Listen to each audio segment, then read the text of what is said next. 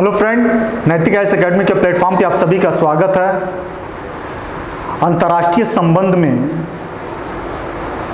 दूसरे यूनिट से हम लोग सामूहिक सुरक्षा संबंधी अवधारणा को पढ़ेंगे।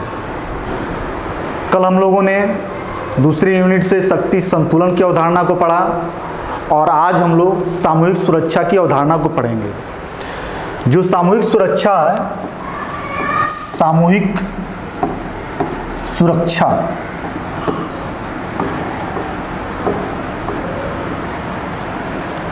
सामूहिक सुरक्षा है क्या?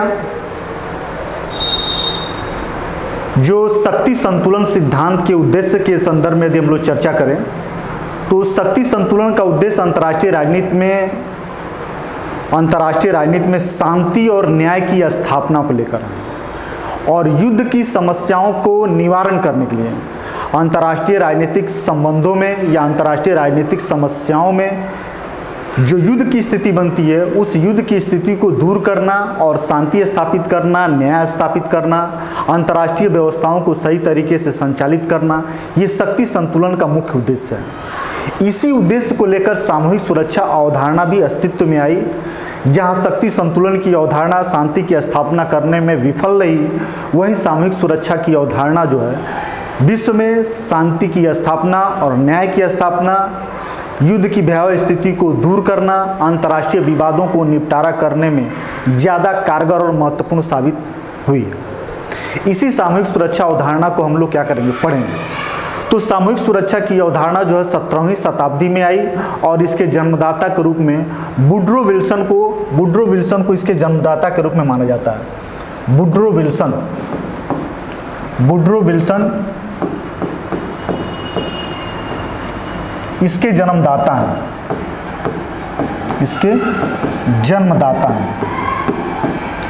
तो सामूहिक सुरक्षा की जो अवधारणा, इसके उद्देश्य को हम लोगों ने देखा कि यह विश्व में शांति की स्थापना करता है, न्याय की स्थापना करता है और विश्व में युद्ध जैसी समस्याएं उत्पन्न हो, इसकी यह व्यवस्था करता है।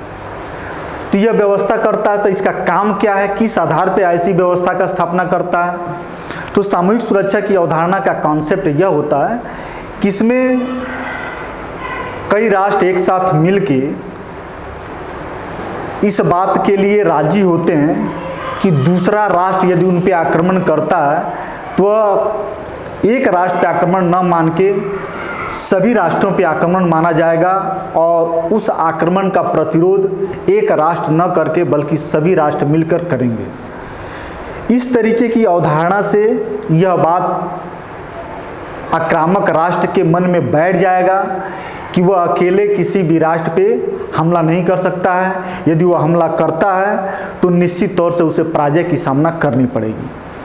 और यही भय अंतर्राष्ट्रीय समाज में शांति की स्थापना करता है, न्याय की स्थापना करता है और युद्ध जैसे भयावह स्थिति को दूर करता है। तो इस संदर्भ में यह मान्यता है, यही इसका अर्थ है और इसी अर्थ को अंतर्राष्ट्रीय विद्वानों द्वारा कैसे प्रस्तुत किया गया उसको हम लोग एक एक करके देखते हैं। सबसे पहले सामूहिक सुरक्षा की अवधारणा को मॉर्गेनथाउ ने स्पष्ट किया।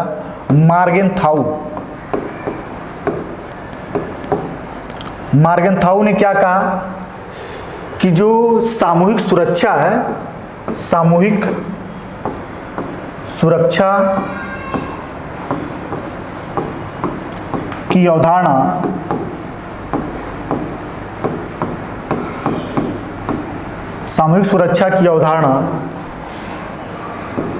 एक राष्ट्र की समस्या से संबंधित नहीं होता, एक राष्ट्र से संबंधित नहीं है बल्कि सभी राज्य से संबंधित है, बल्कि सभी राष्ट्र से संबंधित है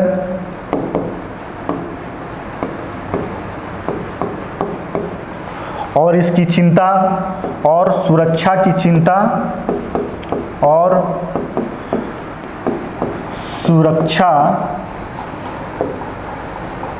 की चिंता एक राष्ट्र को नहीं करनी है, एक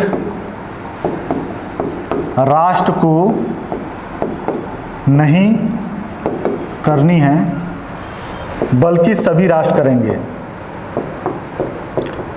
बल्कि सभी राष्ट्र करेंगे। सामूहिक सुरक्षा की अवधारणा को स्पष्ट करते हुए मार्गेंथाउ ने कहा कि सामूहिक सुरक्षा की अवधारणा एक राष्ट्र से संबंधित नहीं है बल्कि सभी राष्ट्र से संबंधित है, और सुरक्षा की चिंता किसी एक राष्ट्र को नहीं बल्कि सभी राष्ट्रों को करना है। यही है सामूहिक सुरक्षा की अवधारणा मार्गेंथाउ के अनुसार। ये आपको स्टेटमेंट के रूप में पूछ सकता है कि कौन इस तरह की बात कहा है, तो आपका है क्या, मार्गेंथाउ। अगला जो विचारक है वह है आर्गेन्स्की।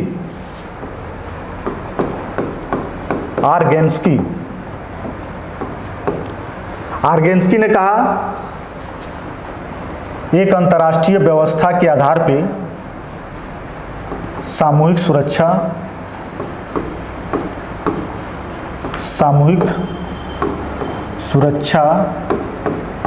एक अंतर्राष्ट्रीय व्यवस्था के आधार पे एक अंतर्राष्ट्रीय व्यवस्था के आधार पर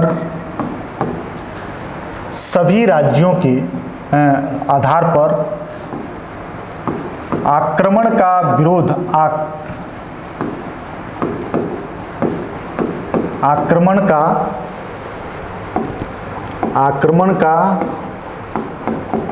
विरोध करने के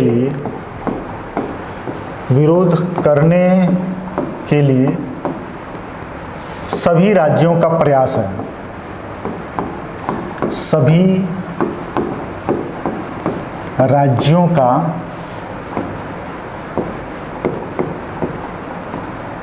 प्रयास है। सामूहिक सुरक्षा एक अंतर्राष्ट्रीय व्यवस्था के आधार पे आक्रमण का विरोध करने के लिए सभी राज्यों का क्या है, प्रयास है।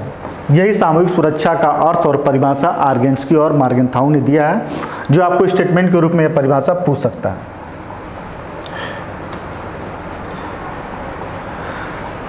सामूहिक सुरक्षा की अवधारणा की अर्थ और परिभाषा को समझने के बाद यह किन मान्यताओं पर आधारित है और इस मान्यता को किस विचारक ने दिया है, इसको भी थोड़ा हम लोग पढ़ लें।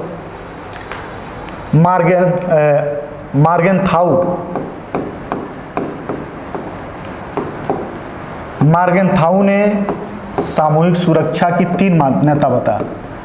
सामूहिक सुरक्षा की 3 मान्यता बताया। 3 मान्यता बताया। पहला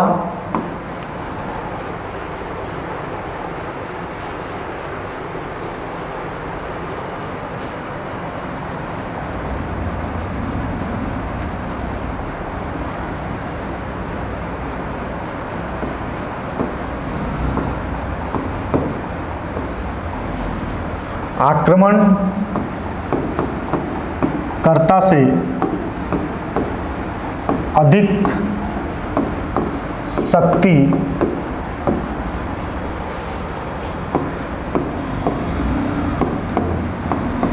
सभी राज्यों के पास होनी चाहिए। सभी राज्यों के पास होनी चाहिए। दूसरी,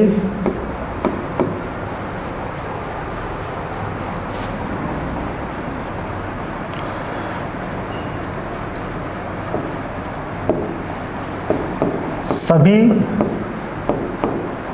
राष्ट्रों को आक्रमणकर्ता का विरोध करना चाहिए। आक्रमणकर्ता का विरोध करना चाहिए। और जो तीसरी मान्यता है वह है आपसी मतभेद समाप्त कर अपने हितों को त्यागना चाहिए, अपने हितों को त्यागना चाहिए। इन्हीं 3 मान्यताओं पे जो मार्गेंथाउ ने बताया कि इन्हीं 3 मान्यताओं पे सामूहिक सुरक्षा का जो कार्य है वो कार्य कर सकता है। यदि सामूहिक सुरक्षा में इन तीनों मान्यताओं को शामिल नहीं किया गया तो सामूहिक सुरक्षा निश्चित तौर से अपने जो परिणाम है उसको हासिल नहीं कर पाएगा, क्योंकि सामूहिक सुरक्षा की यह भी मान्यता है कि एक पे आक्रमण सभी पे आक्रमण माना जाएगा और प्रत्येक राज्य का अपना अपना राष्ट्रीय हित होता है। यदि आक्रमणकर्ता के आक्रमण के समय प्रत्येक राष्ट्र अपने हितों की चिंता और सुरक्षा करने लगेगा तो निश्चित तौर से वह उसकी सामूहिक प्रतिरोध नहीं कर पाएगा। तो ऐसी स्थिति में इन 3 मान्यताओं पे को अपनाने वाले प्रयास में ही सामूहिक सुरक्षा हमको दिखाई देगी, जैसा कि मार्गेंथाउ ने कहा। ठीक इसी प्रकार से एम.बी. नायडू और क्विंसी राइट जैसे विचारकों ने भी सामूहिक सुरक्षा की मान्यताओं को बताया है। क्विंसी राइट ने भी 5 मान्यता रखा है, लेकिन कुल मिला जुला के ऐसे ही है, ठीक है। और एम.बी. नायडू ने भी इसी तरीके का मान्यता रखा है, उनकी संख्या 8 है। तो कभी संख्या पूछ सकता है कि 8 मान्यता किसने बताया, 5 मान्यता किसने बताया, 3 मान्यता किसने बताया। तो 3 मान्यता सबका अलग अलग याद रखना तो मुश्किल है, कुल मिला जुला किसी तरीके से है, लेकिन मार्गेंथाउ की मान्यता को ज़्यादा पूछता है, इसलिए मार्गेंथाउ की मान्यता को हमको याद रखना ज़्यादा जरूरी है। और संख्या के रूप में हम लोग क्या करेंगे, संख्या के रूप में हम क्विंसी राइट को भी देख सकते हैं। क्विंसी राइट ने 5 मान्यता की चर्चा किया है, 5 मान्यता की चर्चा किया है।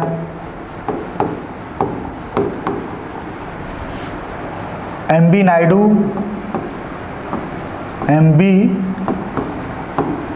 नायडू ने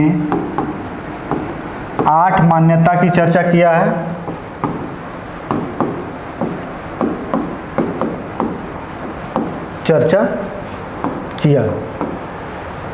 लेकिन सबकी मान्यताओं को हम लोग अलग अलग से नहीं पढ़ेंगे, ना याद होगा, कंफ्यूजन ज़्यादा होगा और पूछता भी नहीं है ज़्यादा। मार्गेंथाउ की मान्यता को ही पूछता है, इसलिए हम लोग को याद भी उसी की मान्यता को रखना है। मान्यता की समाप्ति करने के बाद हम लोग थोड़ा सा जो है सामूहिक सुरक्षा की तुलना शक्ति संतुलन से करेंगे, क्योंकि शक्ति संतुलन की अवधारणा का उद्देश्य और सामूहिक सुरक्षा की अवधारणा का उद्देश्य लगभग समान है। इस समानता में भी क्या असमानता है और क्या समानताएं हैं, इसको भी देखा जाए। जो अंतर्राष्ट्रीय राजनीति के विचारक हैं उनके मतों के अनुसार शक्ति संतुलन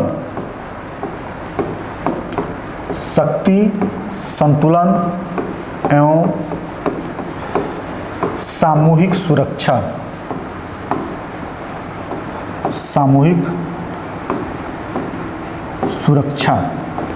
शक्ति संतुलन एवं सामूहिक सुरक्षा। सबसे पहले वुडरो विल्सन जो है, वुडरो विल्सन शक्ति संतुलन और सामूहिक सुरक्षा में अंतर को स्पष्ट करते हैं, इसमें समानता ये नहीं मानते हैं।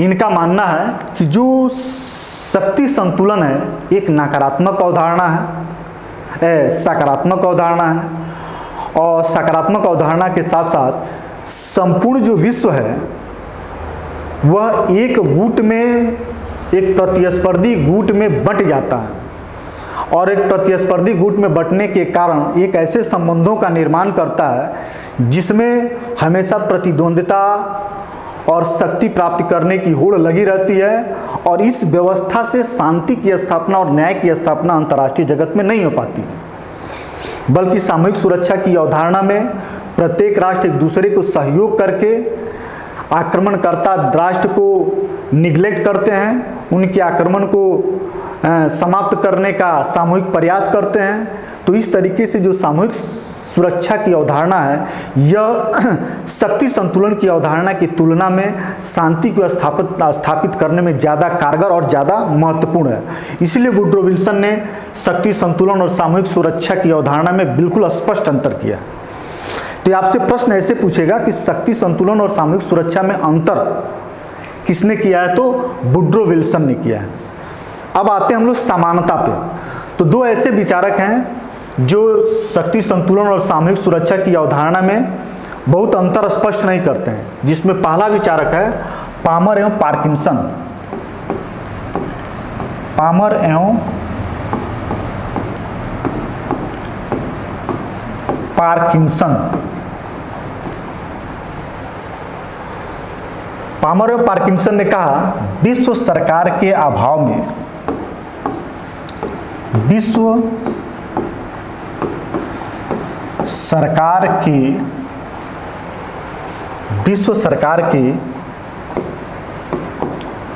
अभाव में सामूहिक सुरक्षा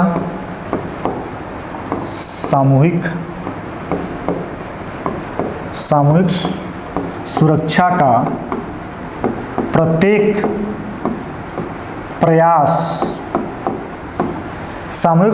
प्रत्येक प्रयास शक्ति संतुलन के समान ही है। शक्ति संतुलन के समान ही है। ठीक है। तो पामर और पार्किंसन ने शक्ति संतुलन और सामूहिक सुरक्षा की अवधारणा में और इनके प्रयासों और कार्यों में ज़्यादा अंतर स्पष्ट नहीं करते हैं, बिल्कुल समान मानते हैं। ठीक है। तो असमानता में हम लोग पामर एवं पार्किंसन को देख लिए और समानता में वुड्रो एंड विल्सन को देख लिए। अब एक ऐसे विचारक हैं जो दोनों विरोधाभास की स्थिति पैदा करते हैं, समान भी है और असमान भी है। वह कौन है, तो क्विंसी राइट। क्विंसी राइट का मानना है कि शक्ति संतुलन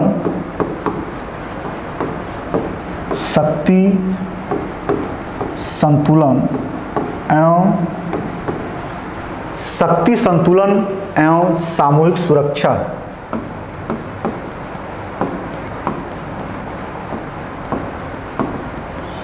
शक्ति संतुलन एवं सामूहिक सुरक्षा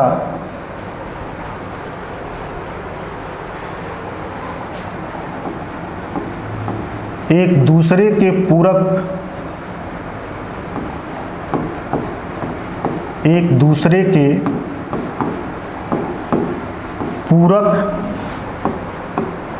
एवं विरोधी, एक दूसरे के पूरक एवं विरोधी दोनों हैं। तो दोनों तरह की बात करते हैं, एक दूसरे से समानता भी असमानता भी है। तो ये बात जो है क्विंसी राइट ने कहा, अंतर वुड्रो विल्सन ने कहा और समानता जो है पामर एवं पार्किंसन ने दिया। इस तरीके से जो सामूहिक सुरक्षा की अवधारणा है वो कहीं ना कहीं शक्ति संतुलन के साथ समानता और असमानता को लेकर है। और प्रश्न यह है कि ये दोनों अवधारणाएं अंतर्राष्ट्रीय राजनीति में कितना महत्वपूर्ण है। महत्वपूर्ण तो दोनों है, यदि कंपेयर किया जाए कि दोनों में कितना कौन कारगर और महत्वपूर्ण है, तो निश्चित तौर से कहा जा सकता है कि जो सामूहिक सुरक्षा की अवधारणा है वह शक्ति संतुलन की अवधारणा की तुलना में विश्व में शांति और न्याय की स्थापना करने में ज़्यादा कारगर और महत्वपूर्ण है, बशर्ते कि मार्गेंथाउ की मान्यताओं को यह अनुसरण करते हुए चल रहा। ठीक है। क्योंकि यह भी देखा गया अंतर्राष्ट्रीय समाज में कि राष्ट्र संघ की स्थापना, संयुक्त राष्ट्र संघ की स्थापना के बावजूद भी, सामूहिक सुरक्षा की अवधारणा के बावजूद भी विश्व में दो राज्यों के बीच युद्ध हुए हैं, शीत युद्ध की घटना घटी है, राष्ट्रों के मध्य गुटों की अवस्था भी रही है, और एक राष्ट्र दूसरे राष्ट्र पर आक्रमण जब करता है तो सामूहिक सुरक्षा की भावना वहाँ दिखती भी नहीं है, बल्कि युद्ध होते रहते हैं। तो अंतर्राष्ट्रीय राजनीति में सामूहिक सुरक्षा की तुलना में राष्ट्रीय हित जब सर्वोपरि हो जाता है, जब प्राथमिक हो जाता है, तो ऐसी स्थिति में सामूहिक सुरक्षा के जो प्रयास हैं, जो परिणाम हैं, वह विफल भी हो जाते हैं। लेकिन यह जरूर कहा जा सकता है कि इस तरीके की मनोकामना करना, इस तरीके की परिकल्पना करके युद्ध जैसे भयावह स्थिति से निपटारा के लिए बिना शस्त्र और बिना किसी शक्ति के नियंत्रित स्थापित करने की जो सामूहिक सुरक्षा की अवधारणा है, ये ज़्यादा मनोवैज्ञानिक रूप से कारगर है।